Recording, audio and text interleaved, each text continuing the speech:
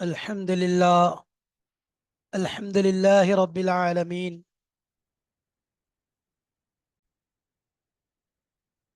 والصلاة والسلام على رسوله الأمين وعلى آله وصحبه أجمعين. أما بعد، فقد قال جل وعلا في كتابه العزيز بعد أعوذ بالله من الشيطان الرجيم. بسم الله الرحمن الرحيم. كل نفس ذائقة الموت. صدق الله مولانا العظيم. وقال أيضا: قل إن الموت الذي تفرون منه فإنه ملاقيكم ثم تردون إلى عالم الغيب والشهادة وينبئكم بما كنتم تعملون. صدق الله مولانا العظيم. சங்கை நிறைந்த அல்லாஹ்வின் நல்லடியார்களே, அன்பும் பாசமும் நிறைந்த மாணவ சகோதர சகோதரிகளே, அல்லாஹுடைய அருளினால் கிருபையினால் உம்தத்து சாலிக் உத்தத்து நாசிக் என்ற ஷாஃபி மதுஹபினுடைய சட்ட கிதாபுகளை, அதன் சட்டங்களை நாம் வரிசையாக விளக்கமாக அல்ஹம்துலில்லா பார்த்து வருகிறோம். அந்த வரிசையிலே நாம் ஆரம்பமாக கிதாபு தஹாரத் என்ற பாடத்தை முழுமையாக நிறைவு செய்தோம். அதற்கு பிறகு இரண்டாம் பகுதியாக கிதாபு சலாத் என்பதை துவங்கி அதனுடைய பாடங்கள் மிக தெளிவான முறையில் நமக்கு விளக்கப்பட்டது. அதற்கு பின்பாக இப்பொழுது நாம் மூன்றாம் பகுதியான ஒரு முக்கிய பகுதியை நாம் அடைந்திருக்கிறோம். இதிலே தொழுகை என்பதும் உள்ளே கட்டுப்பட்டாலும் இதில் அதோடு சேர்த்து மற்ற விஷயங்களும் இருப்பதனால் இதற்கு கிதாபுல் ஜனாயிஸ் என்பதாக பெயரிடப்பட்டிருக்கிறது. ஜனாசாக்கள் சம்பந்தமான பாடம். ஜனாசாக்களுடைய அனைத்து விஷயங்களும் இதிலே கொண்டு வரப்படும். ஜனாசாவுடைய அந்த நெருக்கம், சக்ராத்துடைய ஹால் என்று சொல்லப்படக்கூடிய அந்த நிலையிலிருந்து அதற்கு பிறகு அதை குளிப்பாட்டுவது, பின்பு கஃனிடுவது, அதற்கு பின்பு அதை தொலை வைப்பது, அதை சுமந்து செல்வது, அதற்கு தொலை வைப்பது, பின்பு அதை தஃபன் செய்வது, இது போன்ற அனைத்து விஷயங்களும் அதில் விலாவரியாக தெளிவான முறையில் நமக்கு சொல்லப்பட இருக்கிறது. எனவே நாம் இந்த கிதாபுடைய மூன்றாம் பகுதிக்கு கிதாபுல் ஜனாயிஸ் என்று கிதாபுடைய ஆசிரியர் தெளிவாக பாடம் பெயரிட்டிருக்கிறார்கள். எனவே இது சம்பந்தமான விஷயங்களைத்தான் இங்கு நாம் காணப்போகிறோம். இது கிதாபுல் ஜனாயிஸ் என்பது கிதாபில் உள்ள அந்த இபாரத், அதையே நாம் இங்கு கொண்டு வந்திருக்கின்றோம். எனவே இன்ஷா அல்லாஹ் கிதாபுல் ஜனாயிஸுடைய ஒவ்வொரு பாடங்களையும் நாம் வரிசையாக காண இருக்கிறோம். வாருங்கள் இன்ஷா அல்லாஹ் பாடத்திற்குள் செல்லலாம். பாடத்தின் எண்ணிக்கையிலிருந்து ஆரம்பிப்போம். வாருங்கள் உள்ளே செல்வோம் இன்ஷா அல்லாஹ். பொதுவாக ஜனாசாவுடைய ஆரம்ப நிலை, அதை எவ்வாறு பயன்படுத்துவது, எவ்வாறு அதை புழங்குவது, அதனுடைய விஷயங்களை எவ்வாறு சரி செய்வது, அடுத்ததாக ஜனாசாவை குளிப்பாட்டக்கூடிய முறை, அடுத்ததாக ஜனாசாவுடைய கஃன் கஃன் அணிவித்தல் சம்பந்தமான பாடத்தையும், அதற்கு பிறகு ஜனாசாவின் தொழுகை முறை பாடம் ஆரம்பமாகி அந்த பாடம்தான் இப்பொழுது சென்று கொண்டிருக்கிறது, ஜனாசா தொழுகை பாடம். இந்த பாடத்திற்கு நாம் தலைப்பு சென்ற பாடத்தினுடைய தொடர்ச்சியாக இருப்பதனால் பார்ட் 2 இரண்டாம் பாகம் என்பதாகவே கொடுத்திருக்கிறோம். ஃபஸ்லுன் ஃபி ஸலாத்தி அலல் மய்யித்தி, ஜனாசா தொழுகையின் முறை மற்றும் சட்டம், பார்ட் 2 இரண்டாம் பாகத்தை நாம் படிக்க போகிறோம். வழக்கமாக நம்முடைய தர்தீப், நம்முடைய நடைமுறை, எப்பொழுதும் பாடத்திற்குள் நுழைவதற்கு முன்பாக கிதாபுடைய இபாரத்தை படிப்பதற்கு பார்ப்பதற்கு முன்பாக அது சம்பந்தமான சுருக்கங்களை சொல்வது வழக்கம். இந்த சுருக்கத்தின் மூலம் ஓரளவு பாடத்தினுடைய தெளிவு கிடைத்துவிடும்.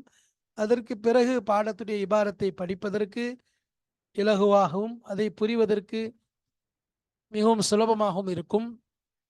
அந்த அடிப்படையிலே என்ட்ரன்ஸ் ஸ்டோர் என்ற தலைப்பின் கீழ் இங்கு நாம் பாடத்தினுடைய சுருக்கத்தை கூற இருக்கிறோம். பாருங்கள், என்ட்ரன்ஸ் ஸ்டோர், நுழைவாசல். இதில் 4 தலைப்புகளின் கீழ் இந்த பாடத்தினுடைய சுருக்கங்களை கொண்டு வந்திருக்கின்றோம். இந்த 4 சுருக்கங்களுடைய இந்த 4 தலைப்புகளின் கீழ்தான் ஒவ்வொரு விளக்கங்களும் தெளிவாக சொல்லப்படும். அதற்கு பிறகு அதனுடைய இபாரத், அதனுடைய வார்த்தைகள் கிதாபின் மூலமாக நமக்கு வாசித்து இன்ஷா அல்லாஹ் காண்பிக்கப்படும். ஒன்றாவது, துஆவின் வார்த்தைகள். துஆவின் வார்த்தைகள் என்ன வார்த்தைகள் துவாவுடைய வார்த்தைகளாக இருக்கிறது. அதனுடைய ஓரளவு அர்த்தங்கள், அதில் சுற்றியுள்ள சில சுருக்கமான விளக்கங்களையும் இன்ஷா அல்லாஹ் பார்க்க இருக்கிறோம். அடுத்ததாக சிறு குழந்தைகளுக்காக ஓதும் துவா. துவாவின் வார்த்தைகள் என்று சொல்லும் பொழுது சென்ற பாடத்திலேயே அதனுடைய ஒரு சின்ன ஒரு சாராம்சம் ஆரம்பமானது. மூன்றாவது தக்பீருக்கு பிறகு பொதுவாக துவாவை ஓத வேண்டும் என்றுதான் சொல்லியிருந்தோம். அதில் பெரியோர்களுக்கு ஒரு துவா, சிறுவர்களுக்கு ஒரு துவா என்பதாக சொல்லப்பட்டது. முதலாவது இந்த 4 தலைப்புகளையும் பார்ப்போம். சிறு குழந்தைகளுக்குரிய துவா இரண்டாவது, மூன்றாவது தொழுகையின் கடமைகள், நான்காவது மஅ்மூம்கள் தொழும் முறை. ஃபர்ஸ்ட், வீக்ஸ் ஆஃப் துவா.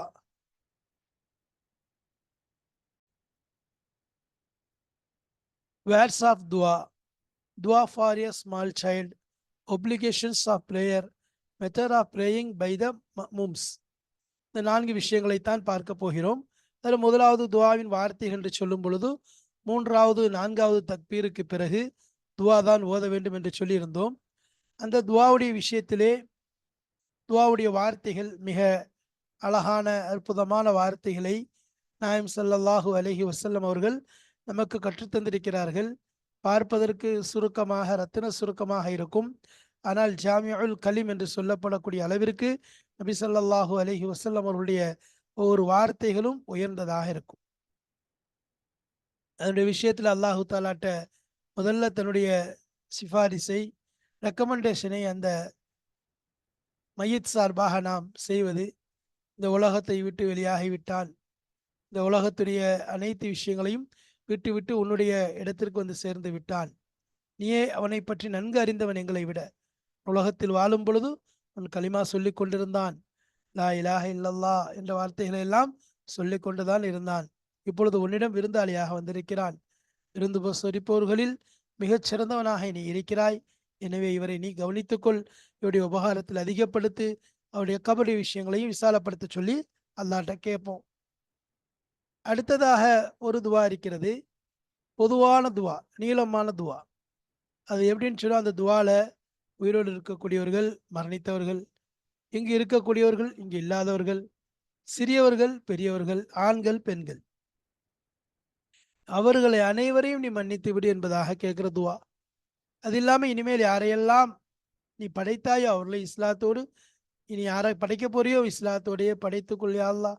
யாரை படைத்து விட்ட மௌத்தாக்குற அவங்கள ஈமானோடையே மௌத்தாக்க செய், மரணிக்கவே யா அல்லாஹ் என்பதாக அல்லாட்ட கேட்கறது. அடுத்து குழந்தையாக இருக்குது. இப்போ இந்த துவாவுடைய வார்த்தைகளை பார்த்தோம். அடுத்து சிறு குழந்தைக்கு துவா. சிறு குழந்தை இறந்து போச்சு, அதுக்கு என்ன துவா ஓதுவது என்பதாக சொல்லும்போது அதற்கும் அழகான துவா. அவருடைய தந்தைக்கு உபதேசமாகவும், அந்த தந்தைக்கு சேமிப்பாகவும், அந்த தந்தைக்கு ஒரு பெரிய ஒரு ஆறுதலாகவும் இந்த துவாவை நாயம் ஸல்லல்லாஹு அலைஹி வஸல்லம் அவர்கள் அழகாக கற்றுக் கொடுத்திருக்கின்றார்கள். அவர்களுக்கு பொறுமை ஏற்படுத்தும் விதமாகவும் துவா சொல்லப்பட்டிருக்கிறது. அடுத்ததாக 4வது தக்பீர் என்று எடுத்துக்கொண்டால் அதற்கு பிறகும் 2 வார்த்தைகளாக இருந்தாலும் அருமையான வார்த்தைகள், ஆழமான கருத்து கொண்ட வார்த்தைகள். அந்த வார்த்தைகளின் மூலம் அந்த இறந்த மையத்திற்கும் சரி, அவளுடைய குடும்பத்தார்கள் கியாமத் வரைக்கும் வரக்கூடியவர்களுக்கு கூட அழகான ஒரே வார்த்தையில நாயம் ஸல்லல்லாஹு அலைஹி வஸல்லம் அவங்க முடிச்சிட்டாங்க. அவங்க அவருக்கு பிறகு, இறந்தவருக்கு பிறகு நீ அவருடைய குடும்பத்தில் எந்தவித குழப்பமும், எந்தவித குளறுபடிகளும், ஃபித்னாக்களும் ஏற்பட்டு விட வேண்டாம் யா அல்லாஹ், அதை விட்டு நீ பாதுகாத்துள் என்பதாக கேட்கக்கூடிய துவா. அதுக்கு பிறகு என்ன செய்யறது? சலாம் சொல்றது. சரி, அடுத்து தொழுகைக்குரிய கடமைகள் என்ன? ஒவ்வொரு தொழுகைக்கும் அர்கான்கள் என்பது இருக்கும். அதே போல ஜனாசா தொழுகையுடைய அர்கான்கள், வாஜிபாத்துகள் என்றால் என்ன என்று சொல்லும்போது, முதலாவது நியத். நியத் இருக்கணும். ஜனாசா தொழுகையை நிறைவேற்றுகிறேன் என்ற நியத் இருக்கணும். அதுல ஃபரலுங்கிற வார்த்தை கண்டிப்பாக வந்திருக்க வேண்டும் என்பதாக சொல்லப்பட்டது. ஃபர்லு கிஃபாயா என்று சொல்லுதான் அவசியம் இல்லை, ஃபரலுங்கிற எண்ணம் உள்ளத்துல வரணும். சரி, 2வது கியாம், நிலைநிற்றல். நின்று கொண்டுதான் தொழணும். அது உதிருங்கும் போது பொதுவா மற்ற தொழுகைகளில் எவ்வாறு உதிர்கள் ஏற்றுக்கொள்ளப்படுமோ அதே போல் இங்கும் அப்படித்தான். இருந்தாலும் நின்று கொண்டுதான் தொழ வேண்டும் என்பது கடமை. அடுத்ததாக 4 தக்பீர்கள். 4 தக்பீர் என்பது 3வது ஒரு கடமை. 4வது கடமை அல் ஃபாத்திஹா, சூரத்துல் ஃபாத்திஹா ஓதுவது. 5வது கடமை வஸ்ஸலாத்து அலன் நபி ஸல்லல்லாஹு அலைஹி வஸல்லம், நபி ஸல்லல்லாஹு அலைஹி வஸல்லம் அவர்கள் மீது ஸலவாத்தை ஓதுவது. அடுத்து 5வது மையத்துக்காக வேண்டி துவா செய்வது.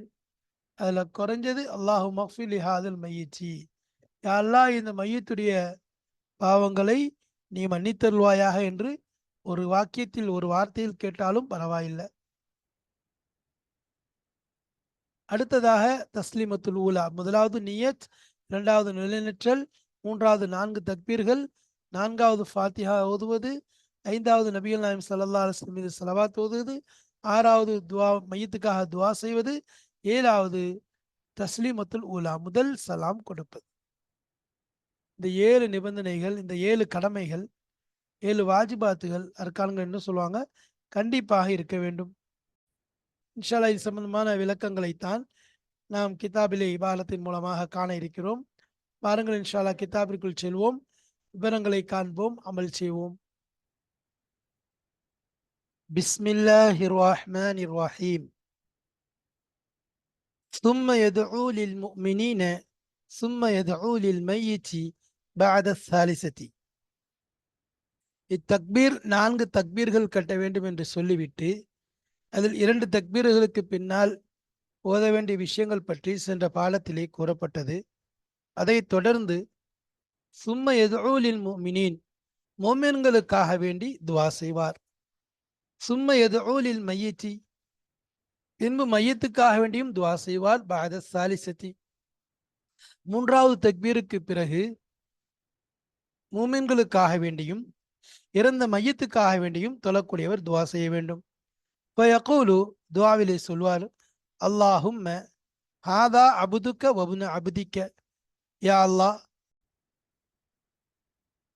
ஹாதா அப்துக்க வபுன அபுதிக்க, இது உன்னுடைய அடிமையாக இருக்கிறார், இன்னும் உன்னுடைய அடிமையின் மகனாக இருக்கிறார். ஹரஜ மின் ரௌஹித் துன்யா வ சாத்திஹா, அவர் வெளியேறிவிட்டார்.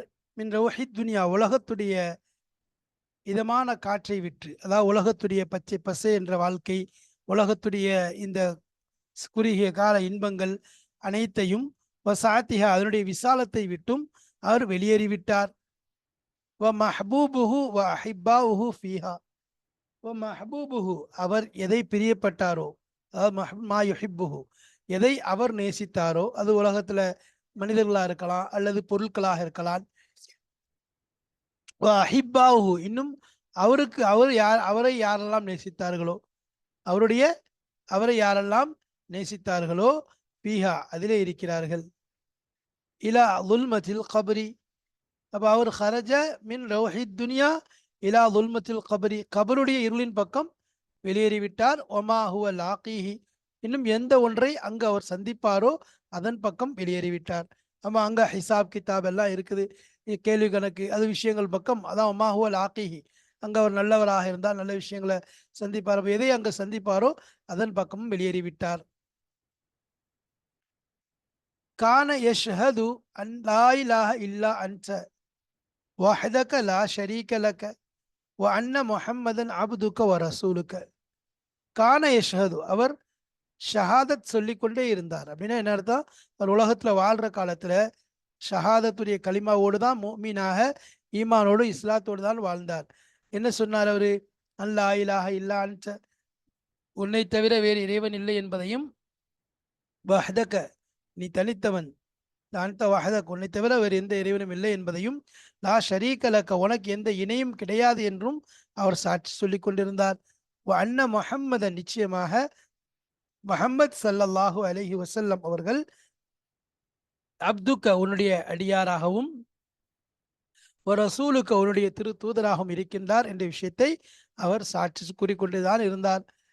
அன்த அலமு மிஹி மின்னா, அன்த, நீ அலமு, மிக அறிந்தவனாக இருக்கிறாய், பிஹி, அவரை கொண்டு, மின்னா, எங்களை விட அவரை பற்றி நீ மிக நன்கு அறிந்தவனாக இருக்கிறாய். அல்லாஹும்ம இன்னஹு நஸல பிக, யா அல்லாஹ், நிச்சயமாக அவர் உன்னிடத்தில் விருந்தாளியாக இறங்கி இருக்கிறார். அன்த கைரு மன்சூலிம் பிஹி, விருந்து உபசரிக்கக்கூடியவர்களிலே மிகச்சிறந்தவனாக நீ இருக்கிறாய். அவர் உன்னிடத்துல விருந்தாளியாக வந்துட்டார். எல்லா விருந்து உபசரிப்பவர்களிலும் மிகச்சிறந்த விருந்து உபசரிக்கக்கூடியவனாக நீ இருக்கிறாய். எனவே அவருக்கு நீ விருந்தை உபசரிப்பாயாக, அவரை கவனிப்பாயாக. அஸ்பஹ ஃபகீரன் இலா ரஹ்மதிக்க, இன்னும் அவர் உன்னுடைய ரஹ்மத்தின் பக்கம் மிக தேவையானவராக ஆகிவிட்டார். அன்த கனியுன் அன் அதாபிஹி, நீயோ அவருக்கு வேதனை செய்வதை விட்டும் தேவையற்றவனாக இருக்கிறாய். நீ வேதனை செஞ்சுதான் ஆகணுங்கிறது இல்லை. மா யஃஅலுல்லாஹு பி அதாபிக்கும், அல்லாஹு தாலா யாருக்கும் வேதனை செய்யுங்கிற அந்த எண்ணமும் கிடையாது, செய்யவும் விரும்பலை. ஏன்னா இருந்தாலும் எனது மனிதனுடைய அந்த மாறு செய்தல் தான் அவர்களை தங்களை தாங்களே அநீதி அளித்துக் கொள்கிறார்கள். அப்போ அவனுடைய வேதனை, அவருக்கு வேதனை செய்வதை விட்டும் நீ தேவையற்றவனாக இருக்கிறாய். வக்கது ஜிஇனாக, நாங்கள் உன்னிடத்தில் வந்திருக்கிறோம். ராகிவீன இலைக்க, உன் பக்கம் ஆர்வம் கொண்டவர்களாக. ஷிஃபா லஹு, அவருக்கு பரிந்துரை செய்வதற்காக வேண்டி, அவருடைய பரிந்துரையாளர்களாக உன் பக்கம் ஆர்வம் கொண்ட நிலையிலே நாங்கள் வந்திருக்கிறோம். அல்லாஹும்ம யா அல்லாஹ், இன்கான முஹ்சினன், அவர் முஹ்சினாக இருந்தால், உபகாரியாக இருந்தால், ஃபசித், அவருக்கு அதிகப்படுத்து, ஃபி இஹ்சானிஹி, ஃபசித் ஃபி,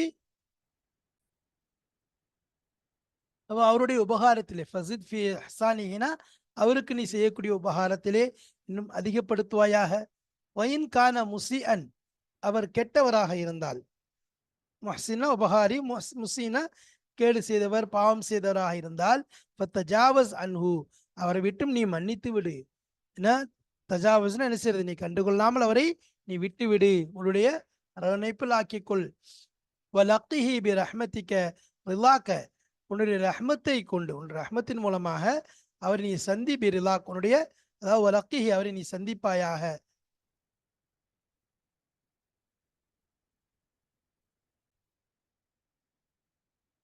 வலக்கிஹி, அவருக்கு நீ கொடு.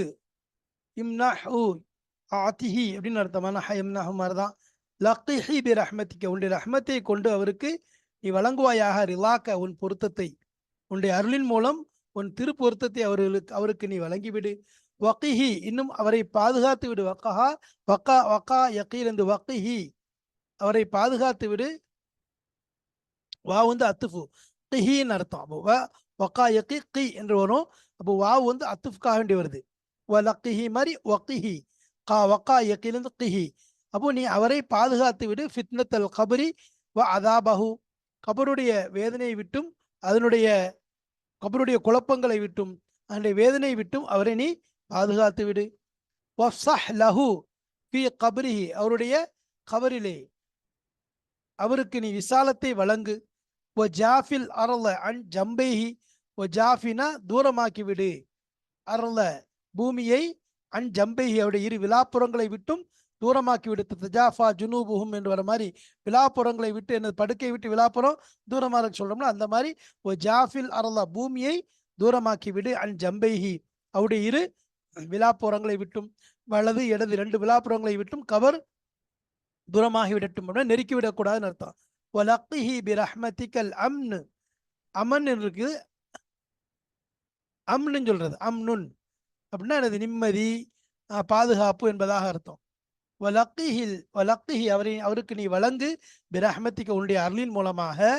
அல் அம்ன, அல் அம்னனா பாதுகாப்பை. மின் அதாபிக்க, உன் வேதனையிலிருந்து அவருக்கு பாதுகாப்பை வழங்குவாயாக. அம்ன் என்பதாக சொல்லப்படும், அமன் கிடையாது, அம்ன். ஹத்தா தபஅஸஹு, நீ அவரை எழுப்பும் வரை, ஆமினன் நிம்மதியானவராகவே, அவர் நாளைக்கு மறுமையில எழுப்பும் பொழுது அவர் நிம்மதி பெற்றவராகவே. இலா ஜன்னத்திக்க, உன் ஜன்னத்தின் பக்கம் அவரை நீ அவர் நிம்மதி பெற்றவராக நீ அவரை எழுப்புவாயாக. யா ரஹமர் ராஹிமீன், ஓ ராஹிமீன்களுக்கெல்லாம் இரக்கம் காட்டக்கூடியவனே, இரக்கம் காட்டக்கூடியவர்களுக்கெல்லாம் மிக இரக்கம் காட்டக்கூடிய ரஹ்மானே, நீ இது போன்று அவருக்கு செய்வாயாக என்று இந்த துவாவை அல்லாஹ்விடம் உருக்கமாக கேட்பது. வ ஹசுன, மிக அழகானதாக இருக்கும். அன் யுகத்திம அலைஹி, அந்த மேற்சொன்ன துவாவின் மீது இதை முற்படுத்துவது மிக அழகானது, சிறந்தது. அல்லாஹும் மக்ஃபில் ஹையினா وميتنا وشاهدنا وغائبنا وصغيرنا وكبيرنا وذكرنا وأنثانا.